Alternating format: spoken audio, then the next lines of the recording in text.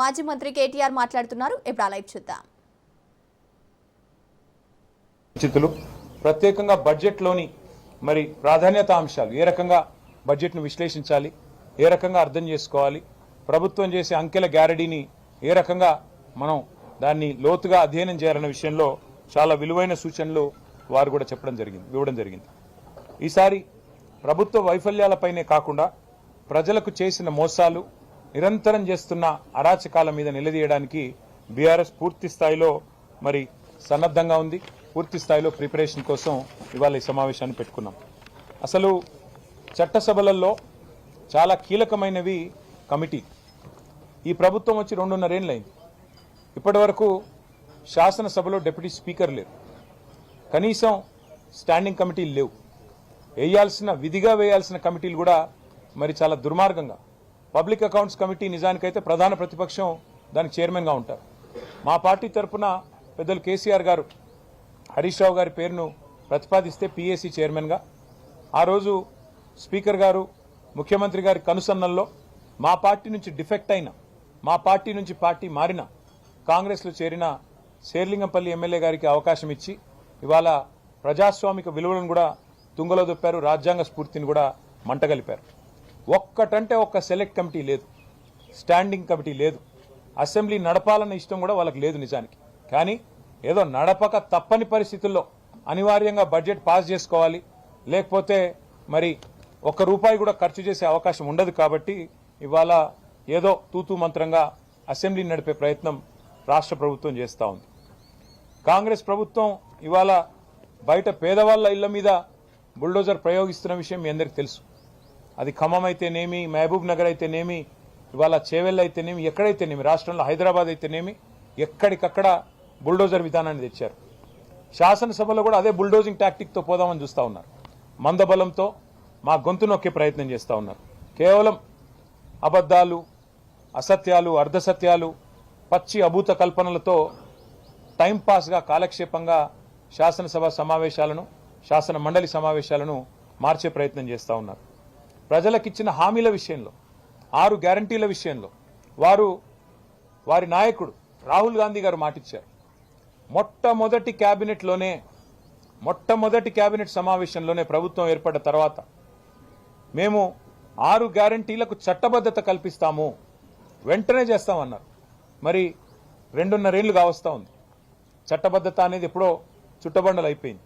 అందుకే మేము పార్టీగా నిర్ణయం తీసుకున్నాం. ఒక ప్రైవేట్ మెంబర్ బిల్లును 6 గ్యారంటీల అమలును డిమాండ్ చేస్తూ రాష్ట్ర ప్రజల పక్షాన ₹2,500 ఎప్పుడొస్తాయా అని ఎదురు చూస్తున్నా మహాలక్ష్ములు, మా ఆడబిడ్డల పక్షాన 1,67,00,000 మంది 18 ఏళ్లు నిండిన ఆడబిడ్డలు, వారందరి తరఫున మేము ప్రైవేట్ మెంబర్ బిల్లు ప్రవేశపెడతా ఉన్నాం. 4,000 పెన్షన్ ఎప్పుడొస్తుందా అని ఎదురు చూస్తున్న 46 లక్షల మంది వృద్ధులు, వితంతువులు, నేతన్నలు, గీతన్నలు, వారందరి తరఫున, బీడీ కార్మికులు, ఒంటరి మహిళలు, వారందరి తరఫున 46 లక్షల మంది తరఫున ఈ ప్రైవేట్ మెంబర్ బిల్లు పెడుతున్నాం. తప్పకుండా ప్రభుత్వం మద్దతు ఇవ్వాలని చెప్పి డిమాండ్ చేస్తా ఉన్నాం. అట్లాగే వారు చెప్పారు, దివ్యాంగుల విషయంలో 6,000 పెన్షన్ ఇస్తామని చెప్పారు. మరి లక్షలాది మంది దివ్యాంగులు, రాష్ట్ర వ్యాప్తంగా ఉన్న లక్షలాది మంది దివ్యాంగుల తరఫున మరి ఈ ప్రైవేట్ మెంబర్ బిల్లు పెడతా ఉన్నాం. 6 గ్యారంటీలకు చట్టబద్ధత కల్పించాలని. అసెంబ్లీలో మరి ప్రజలకిచ్చిన వాగ్దానాలను గాలి కొదిలేసి, గాలి మాటలు, కాలక్షేపం కబుర్లతో కాలక్షేపం చేయాలనుకుంటున్న ప్రభుత్వాన్ని నిలదీయడానికే ఇవాళ బీఆర్ఎస్ సైన్యం ఈ ఓరియంటేషన్ సెషన్ పెట్టుకున్నది. రాహుల్ గాంధీ గారి కుటుంబానికి, గాంధీ పరివారికి 1000 కోట్లు పంపుతానని చెప్పిన ముఖ్యమంత్రి గారు కొత్తగా రాహుల్ బంధు పథకం పెట్టినట్టున్నారు. రైతు బంధు మార్చి 10కి కూడా దిక్కులేదు. ముచ్చటగా మూడోసారి రేవంత్ రెడ్డి గారి ప్రభుత్వం వచ్చినాక రైతు బంధు ఎగ్గొట్టే ప్రయత్నం చేస్తా ఉన్నాడు. గతంలో 2 సార్లు ఎగ్గొట్టాడు, ఇప్పుడు ముచ్చటగా 3వసారి కూడా ఎగ్గొడతా ఉన్నాడు.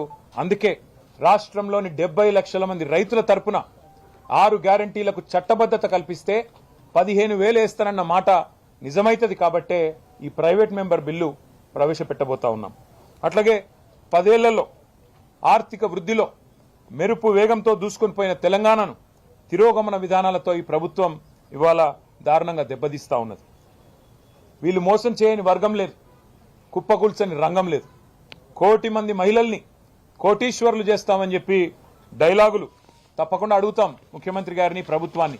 ఎంతమంది మహిళలు కోటీశ్వరులు అయినారు, ఎంతమంది లక్షాధికారులు అయినారు మీ ప్రభుత్వం వచ్చాక చెప్పమని అడుగుతాం.